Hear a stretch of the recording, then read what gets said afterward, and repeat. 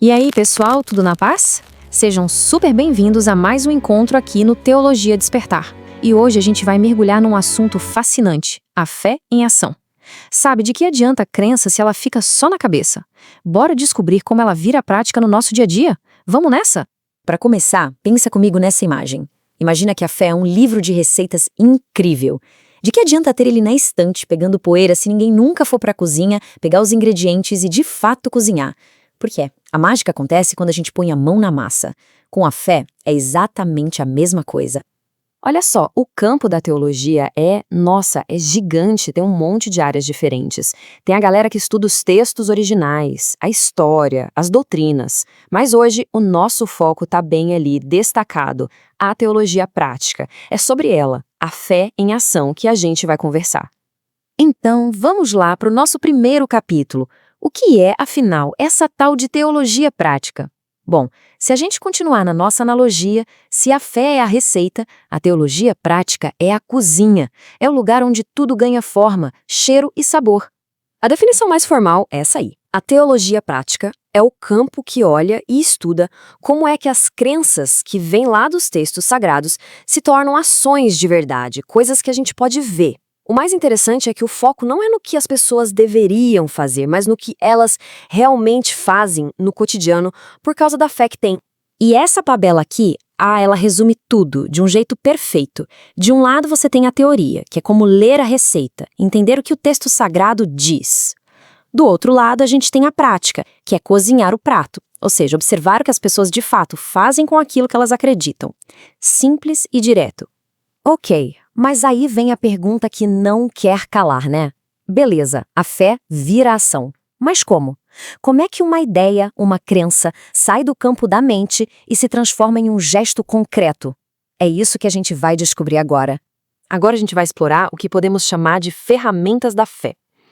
Pensa nelas como os utensílios que a gente usa lá na nossa cozinha da fé para preparar a receita. Cada uma tem uma função específica. A primeira ferramenta é a liturgia. Sabe, são todos aqueles rituais e cerimônias que expressam a fé de um jeito coletivo. Casamentos, batizados, funerais, as grandes celebrações e festas religiosas, tudo isso é liturgia. É a fé sendo vivida e celebrada em comunidade, de forma organizada e cheia de símbolos. Depois a gente tem a oratória. No universo da teologia, ela tem um nome mais técnico, um pouco mais chique. Homilética. Mas, no fundo, é a arte de comunicar a mensagem da fé. São os sermões, as pregações, as palestras. É basicamente a fé sendo transformada em palavras para inspirar e ensinar a comunidade. E, claro, nenhuma comunidade de fé sobrevive sem a educação. Essa ferramenta é absolutamente essencial.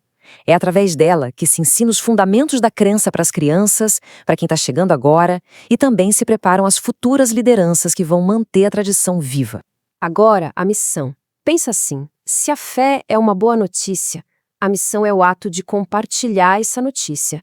É a ação de levar essa mensagem para além dos muros da comunidade para quem ainda não a conhece. Cada religião vai ter um jeito de fazer isso, baseado no que diz o seu texto sagrado. O serviço. Aqui é a fé arregaçando as mangas de verdade. São as ações de caridade, os projetos sociais, a ajuda a quem precisa. É quando a crença se transforma em solidariedade, em um prato de comida, em um agasalho, em apoio concreto, tanto para a gente de dentro quanto para de fora da comunidade. E para fechar nossa caixa de ferramentas, temos o aconselhamento. Isso aqui é muito, muito importante. É aquele apoio, aquela orientação que líderes religiosos ou membros mais experientes dão para quem está passando por um perrengue, uma crise ou precisa tomar uma decisão difícil. Tudo isso, claro, iluminado pela sabedoria do texto sagrado. Agora, uma parte que eu particularmente acho o máximo. Que tal a gente dar uma de detetive das palavras? Vamos fazer uma pequena viagem no tempo para ver de onde vêm os nomes de algumas dessas ferramentas. Vocês vão ver, a origem já explica muita coisa. Olha que coisa sensacional! Liturgia vem do grego para trabalho do povo, ou seja, não é algo de uma pessoa só, é uma construção da comunidade. Missão vem do latim mitre, que é enviar. Tá vendo a ideia de movimento? De ir para fora? Homilética, aquele nome difícil para oratória, vem de uma palavra grega que significa simplesmente conversar. A essência é o diálogo. E aconselhar junta a ideia de deliberar e de considerar junto. As palavras contam a história. É incrível, né, não? Ufa! Depois de conhecer a nossa cozinha da fé e as principais ferramentas, chegou a hora de amarrar tudo isso e chegar na nossa grande conclusão, para tudo ficar bem claro na nossa mente.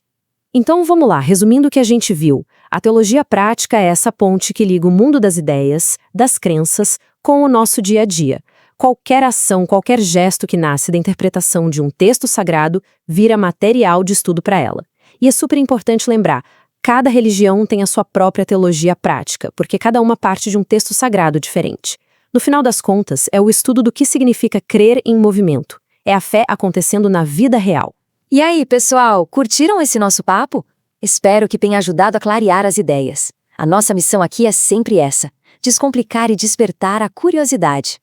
Se essa conversa foi boa para você, não esquece de deixar aquele like para fortalecer nosso trabalho, combinado?